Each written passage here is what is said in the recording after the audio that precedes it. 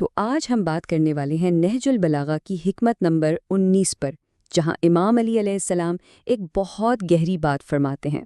وہ کہتے ہیں، جو شخص بے لگام خواہش کے پیچھے دیوانہ وار بھاگتا ہے وہ ہلاکت اور موت کا خطرہ موڑ لیتا ہے۔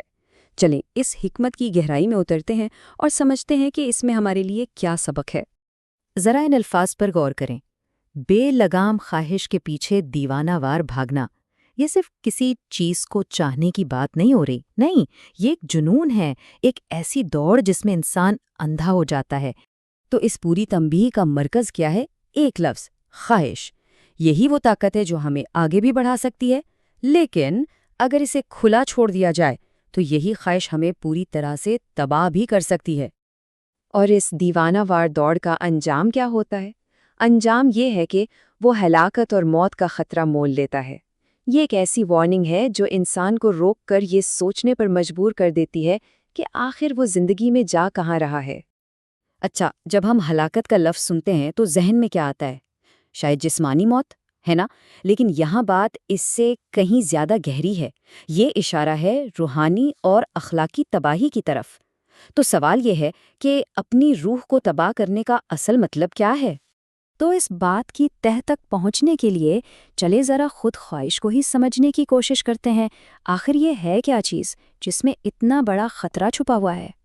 تو سب سے پہلا اور سب سے اہم سوال یہ اٹھتا ہے کہ کون سی چیز ایک عام خواہش کو بے لگام بنا دیتی ہے؟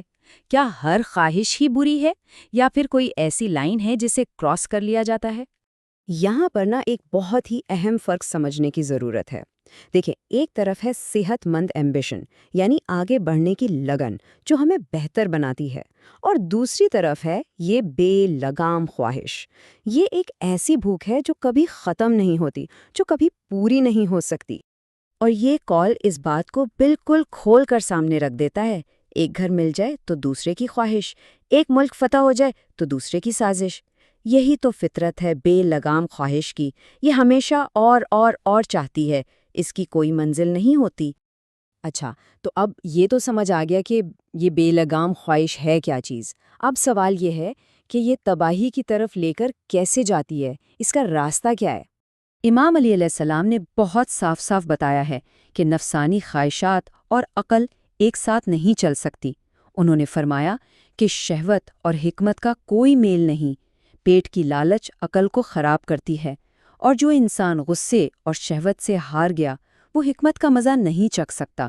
یہ دونوں ایک دوسرے کی ضد ہیں۔ تو سمجھنے کی بات یہ ہے کہ یہ تباہی ایک دم سے نہیں آتی، نہیں، یہ ایک پورا پروسیس ہے۔ یہ ایک چھوٹی سی چنگاری سے شروع ہوتا ہے، ایک بے قابو خواہش دل میں جڑ پکڑتی ہے، پھر وہ ایک جنون بن جاتی ہے جس کے آگے عقل اور سمجھ پر پردہ پڑ جاتا ہے، اور آخر میں انجام ہوتا ہے روحانی اور اخلاقی موت۔ تو سوال یہ ہے کہ کیا اس تباہی سے بچا جا سکتا ہے؟ جی بالکل، اور اس کا حل ہے حکمت کی ڈھال۔ اب ہم مسئلے سے حل کی طرف چلتے ہیں۔ اس کا جو سب سے بڑا دفاع ہے وہ ہے تقویٰ۔ اب تقویٰ کیا ہے؟ اسے آپ ایک روحانی شیلڈ سمجھ لیں جو ہمیں گناہوں سے بچاتی ہے اور ایک روشنی کی طرح رہنمائی کرتی ہے۔